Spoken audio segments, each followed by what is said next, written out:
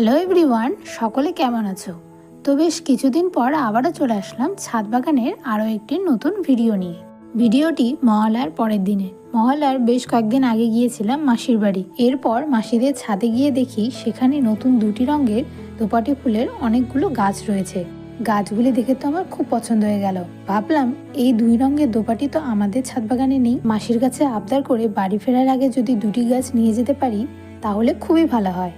তাই যেমন ভাবে তেমন গাছ তৎক্ষণাৎ মাসির কাছে গিয়ে আবদার করলাম, আর মাসিও অনুমতি দিয়ে দিল।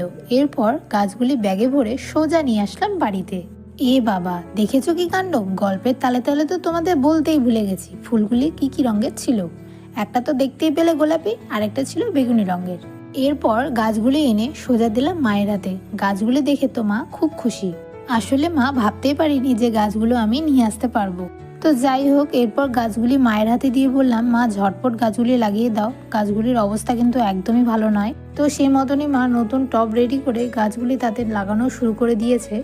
আর তোমাদের সাথে গল্প করতে করতে আমাদের কাজও প্রায় অনেকটা শেষের দিকে।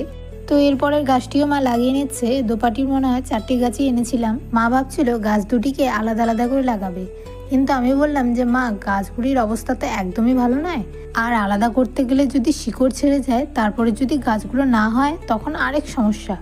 তো গাছ লাগানোর কাজ তো প্রায় আমাদের কমপ্লিট। এরপর গাছগুলিকে ছায়া রেখে দিতে হবে বেশ কয়েকদিনের জন্য, আর তার আগে অবশ্যই গাছগুলিতে জল দিতে হবে। আর সেই মতনই আমি প্রত্যেকটি গাছে খুব ভালো করে জল দিয়ে দিচ্ছি। তো ঠিক আছে বন্ধুরা, আমি গাছগুলিতে জল দিই, আর তোমরাও ভিডিওটি ভালো লাগলে একটা লাইক করে দিও এবং চ্যানেলটিকে সাবস্ক্রাইব করে পাশে থেকো।